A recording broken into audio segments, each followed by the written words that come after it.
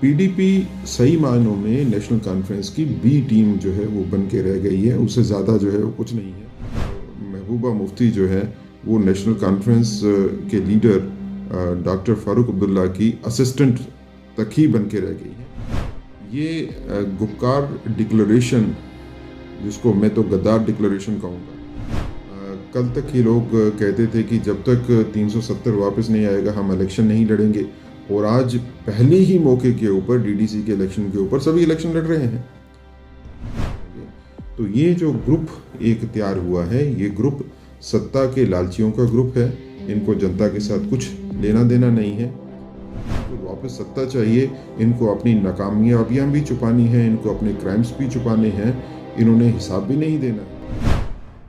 जैसा कि हम सभी जानते हैं कि जम्मू कश्मीर से धारा 370 हटाए जाने के बाद पहली बार चुनाव होने जा रहे हैं। जम्मू कश्मीर में पहली बार होने जा रहे डीडीसी इलेक्शन पर सियासत काफी गरमाई हुई है। इन डीडीसी इलेक्शन को भाजपा बनाम ऑल भी कहा जा सकता है, जहां एक और भाजपा है और दूसरी ओर people's alliance for Gupkar declaration. आइए देखते हैं मौजूदा हालात पर क्या कहना है भाजपा के मुख्य प्रवक्ता सीनियर एडवोकेट सुनील सेठी जी का। देखिए, ये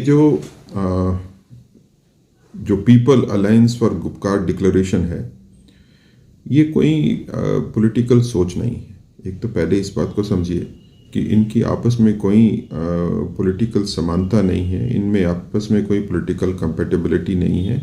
ये अपॉर्चुनिस्टिक एक ग्रुप बना है जिसकी आपस में कोई सेंट्रल थिंकिंग लाइन नहीं है।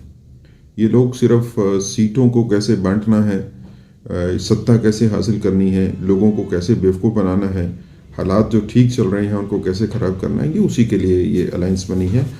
और ये इनकी आपस की कला जो है ये बनते ही सामने आ गई जब सीटों के बंटवारे के ऊपर जो है डीडीसी के अभी इलेक्शन है, अभी तो असेंबली के इलेक्शन भी नहीं है, डीडीसी के इलेक्शन के ऊपर ही सीटों के ऊपर जो है वो झगड़ा इनका शुरू हो गया। उस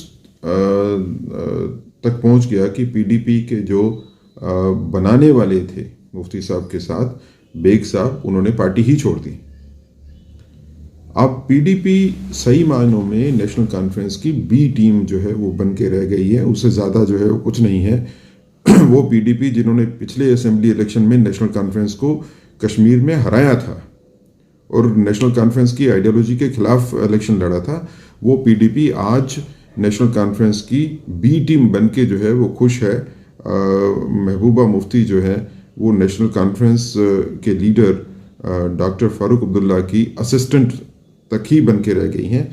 लेकिन लगता ये है कि पीडीपी में ये जो नेशनल कॉन्फ्रेंस की चाकरी है, ये पीडीपी के आम वर्कर या जो लोग पीडीपी के साथ जुड़े थे कश्मीर के कुछ इलाकों में, खासकर साउथ कश्मीर में, उनको ये पसंद नहीं आ रहा कि जिस नेशनल कॉन्फ्रेंस के खिलाफ हम लड़के गवर्नमेंट में आके बैठे थे, 2 बार गवर्नमेंट में बैठे, उसी नेशनल कॉन्फ्रेंस की हम बी टीम बन के उनको असिस्ट कर रहे हैं।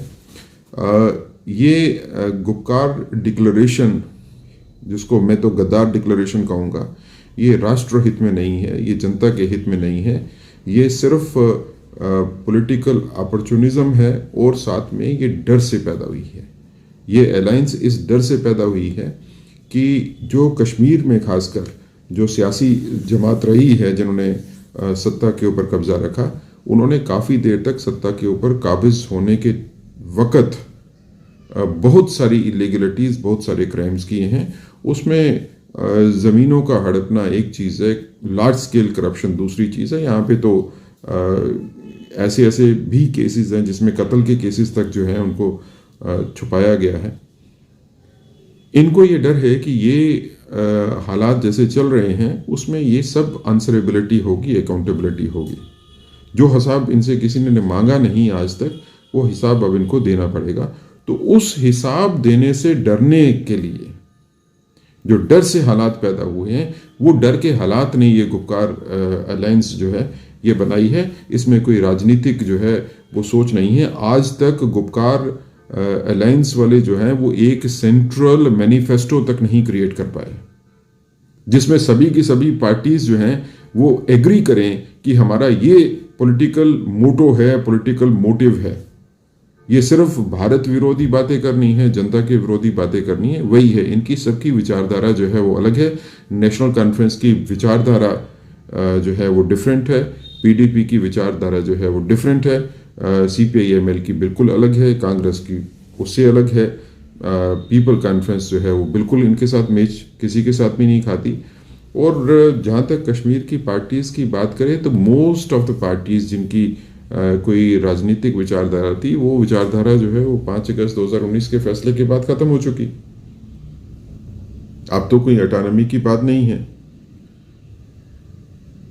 और बाकी भी जो अलगाववाद को सपोर्ट करती हुई पॉलिटिकल आइडियोलॉजीज हैं, उनका भी अब कोई स्कोप नहीं है। तो इसलिए कुल मिला के जो हालात जम्मू कश्मीर में बन रहे हैं, चाहे वो डीडीसी के इलेक्शन होंगे या उनके बाद के हालात होंगे, तो ये जो ग्रुप एक तैयार हुआ है, ये ग्रुप सत्ता के लालचियों का ग्रुप है। इनको जनता के साथ कुछ लेना देना नहीं है। कल तक ये लोग कहते थे कि जब तक 370 वापस नहीं आएगा हम इलेक्शन नहीं लड़ेंगे, और आज पहले ही मौके के ऊपर डीडीसी के इलेक्शन के ऊपर सभी इलेक्शन लड़ रहे हैं। इनका इलेक्शन लड़ने का हमको उसमें कोई एतराज़ नहीं है, हम स्वागत करते हैं। लेकिन जनता को गुमराह करने की कोशिश थी ये कहने के कि जब तक 370 नहीं वापस आता हम नहीं लड़ने वाले किसी भी चुनाव को। ये कभी था ही नहीं। शुरू से ही इनको पता था कि जब चुनाव आएंगे ये लड़ेंगे ही, क्योंकि इनको वापस सत्ता चाहिए, इनको अपनी नाकामयाबियां भी छुपानी है, इनको अपने क्राइम्स भी छुपाने हैं, इन्होंने हिसाब भी नहीं देना है। तो उसके लिए सत्ता के नज़दीक होना ही इनके हिसाब से एक विकल्प हो सकता है। लेकिन मुझे लगता है कि इससे भी इनको कोई ज़्यादा कोई फ़ायदा होने वाला है नहीं।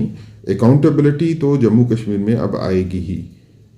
जो ज़्यादतियाँ हुई हैं, जो क्राइम्स हुए हैं, जितना गलत इस्तेमाल सत्ता का हुआ है, उसका जवाब तो अब सभी को देना पड़ेगा। और आने वाले दिनों में पॉलिटिकल प्रोसेस कुछ भी हो, लेकिन लीगल प्रोसेस जो है वो ज़रूर कंटिन्यू होगी, और उस लीगल प्रोसेस के चलते हुए ज़रूर निशानदेही होगी कि किन लोगों ने सत्ता में रहते हुए कैसे इस्तेमाल किया। देखिए, भारतीय जनता पार्टी की पूरी कोशिश है कि चुनाव के प्रक्रिया में लोगों को शामिल किया जाए। उन लोगों की शमूलियत में जो लोग कारगर अपना रोल निभा सकते हैं, पार्टी ने उन्हीं को मैंडेट दिया है। ये ठीक है कि कुछ केसेस में लोगों को क्वेश्चन करने का राइट तो है, वो क्वेश्चन किए जा सकते हैं, लेकिन भारतीय जनता पार्टी ने किसी भी ऐसे कैंडिडेट को मैंडेट नहीं दिया है जो कि किसी केस में कन्विक्ट हो या जिसके ऊपर कोई केस चल भी रहा हो। किसी के ऊपर कोई केस अगर चलता है, क्रिमिनल केस चलता है और उसमें वो एक्विट हो जाता है, तो फिर आप उसकी वजह से जो है वो डिसेबिलिटी क्रिएट नहीं कर सकते, क्योंकि अगर आप डिसेबिलिटी इक्विटल के केसेस में भी करोगे तो फिर तो आपको न्यायिक प्रक्रिया जो है उसी के ऊपर सवालिया निशान लगाना पड़ेगा। तो मुझे लगता है कि भारतीय जनता पार्टी ने बड़े सीनियर हमारे जो नेता हैं, हमारे फॉर्मर मिनिस्टर्स भी हैं, उनको भी मैंडेट दिया है, एमएलएज हैं उनको भी मैंडेट दिया है, जो बड़े कार्यकर्ता हैं उनको भी मैंडेट दिया है। तो Bharatiya Janata party district development council के इलेक्शंस को बड़ी सीरियसली लेती है। हमको ये लगता है कि आने वाले वक्त में जम्मू कश्मीर में डेवलपमेंट के काम जो हैं वो डिस्ट्रिक्ट डेवलपमेंट काउंसिल्स के थ्रू ही होंगे, और उसमें बड़ा रोल जो है डिस्ट्रिक्ट डेवलपमेंट काउंसिल्स का होगा। इसलिए हम जो बेस्ट पॉसिबल लीडरशिप हो सकती है डिस्ट्रिक्ट डेवलपमेंट काउंसिल के इलेक्शन में, हम लोगों को वो प्रेजेंट कर रहे हैं। और हमें लगता है कि जितना काम भारतीय जनता पार्टी ने कोरोना काल में किया या कोरोना काल से पहले किया, और कोरोना के चलते हुए जो हालात पैदा हुए उसमें खाली भारतीय जनता पार्टी ही लोगों के बीच में रही, तो लोग इसका ज़रूर जो है वो ध्यान रखेंगे इलेक्शन में वोटिंग के टाइम के ऊपर। नमस्कार।